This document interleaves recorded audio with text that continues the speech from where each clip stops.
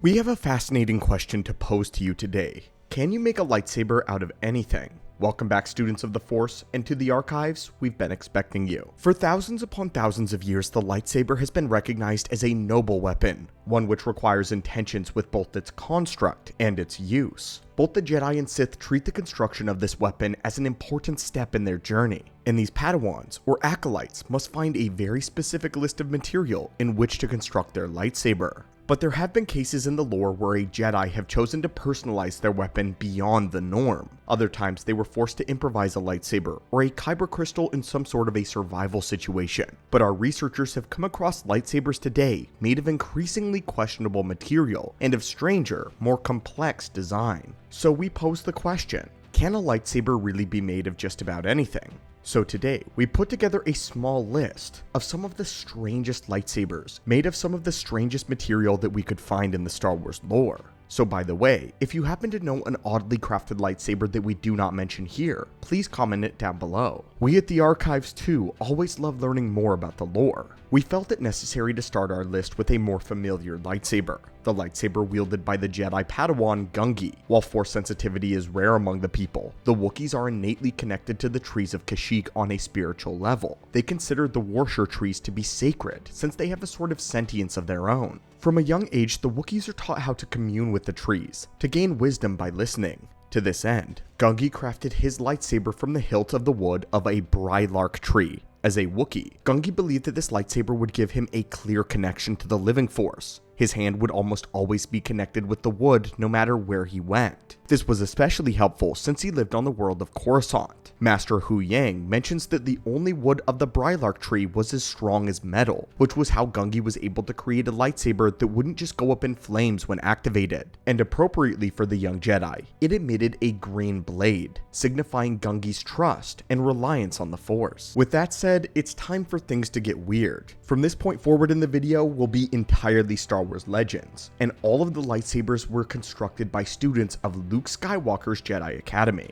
The days of the kyber crystals and proper lightsaber material were exceedingly rare in Luke's Jedi Order. This forced Luke to be very creative in how he constructed his lightsabers, and how he went about teaching his students how to construct their own. Not only this, the Jedi were also a lot more individualistic of this era due to Luke. In the realm of lightsaber crafting of organic material, Gungi was not alone, and a Jedi of Luke's order by the name of Ten Nel Kajo decided to craft her lightsaber out of a Rancor's tooth. Her great-grandmother, Ogwen, was famous for taming the Rancors, and actually kept a lot of them as pets, and apparently the grandmother had one of her favorites. This Rancor produced smaller teeth which were passed down through the generations of the family as heirlooms, and so Luke Skywalker's student decided to use this Rancor teeth as an item in which to craft her lightsaber. She carved intricate battle etchings into the hilt, then applied a black paste made of dampening volcanic sand, and polished the tooth until it brought back the carvings into sharp relief. Unfortunately though, she had used a faulty crystal from a nearby volcano, and not to mention the tooth cavity was much too small for the electronics of the weapon, causing them to be crowded within the tooth. Because of the poor crystal and the unideal arrangement, the resulting blade was a dull gray and very unstable in nature. However, the Jedi addressed this problem, as she believed that it could be amended and that her skills as a warrior would be proven. And although Luke Skywalker disagreed, he allowed his student to take her chosen path. The Jedi would soon learn, however, that tuning a lightsaber was paramount to wielding it safely, and during one of her sparring sessions with Jacen Solo, her lightsaber's power source overloaded in the middle of a blade lock, causing the blade to short out entirely. Because Jacen had been actively pushing against her lightsaber, he accidentally severed her left arm when the blade vanished. The Rancor tooth lightsaber then exploded on the ground.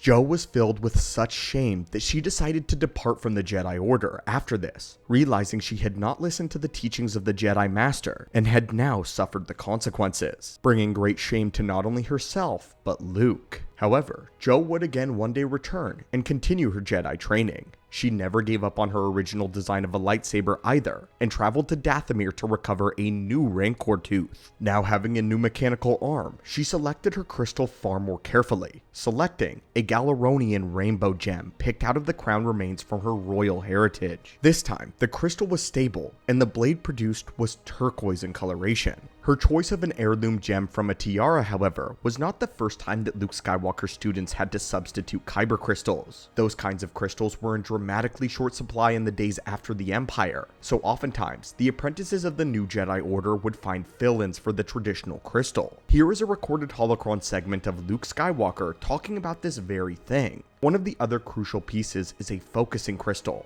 The most powerful and sought after gems are rare kyber crystals. However, though lightsabers are powerful weapons, their design is so flexible that practically any kind of crystal can be used. And since I don't happen to have a stash of kyber crystals, you'll have to make do with something else of your own choosing. One of my students, Sil Gal, a Mon Calamari like Admiral Akbar, made her lightsaber with smooth curves and protrusions, as if the handle had been grown from metallic coral. She used a rare Ultima Pearl, one of the treasures found in the seabeds of her watery planet. Directly from the mouth of Grandmaster Luke Skywalker, it is said that any kind of crystal or gem can be used in a lightsaber, though doing so may result in strange effects depending on the crystal used. However, the Jedi that he mentions here decided to use a pearl from her homeworld. It is said that properly instilling a Ultima Pearl requires considerable skill. The last person known to have potentially used such a treasure in their hilt was actually Revan, who at one point used a Krayt Dragon Pearl in his lightsaber for a short period of time. By the way, we may say he might have, because using a Krayt Dragon Pearl in your lightsaber is a player choice in the game. There isn't anything in Legends to suggest that Revan definitely did use it, but it is one of the options that is presented. At any rate, the use of a pearl in the game in place of a crystal is actually one of the strangest ones you could choose, although it's one that I am a big fan of. Using odd replacements for crystals is necessary when your back is against the wall. During the Yuzhong Vong War, Anakin Solo was searching for another student by the name of Vela, tracking her down to Yavin 4, which was currently occupied by the Vong.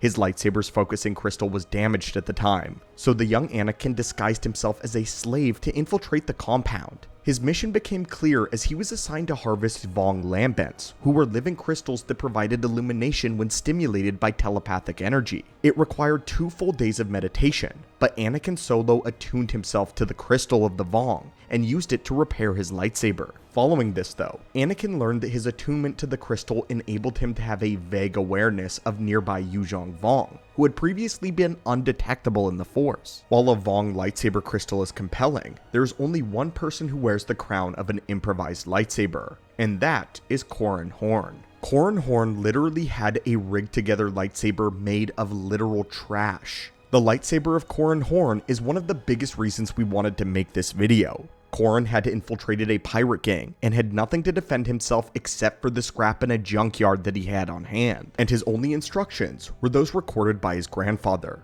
For his crystals, he had 3 options: an emerald, a Durinfire jewel, and a diamond. All of them were meant to decorate an old bottle of Savarine brandy. For the electronics, he used a Dynoric laser feed line from a broken blaster cannon, and a throttle assembly and a handlebar lube for a junker speeder bike. And of course, to power the thing, it only required a basic power cell, which was very easy to find. At this point, Corran Horn hadn't been a Jedi for very long at all, but this process of rigging together a lightsaber out of the Star Wars equivalent of spit and duct tape helped push him through his internal struggles, and Corran would indeed become a powerful Jedi. But from the tooth of a Rancor to the dumpster saber, these were some of the strangest lightsabers, made from some of the strangest materials in all of Star Wars lore. But the lore is vast, and we're sure that we missed some odd lightsabers here and there. So if you know any of them, please comment them down below, and we may feature your pick in an upcoming video. But I'm also curious, would you trust these lightsabers? One made from a pearl, or one made from literal garbage? As always, my friends, until next time we hope, and may the Force be with you.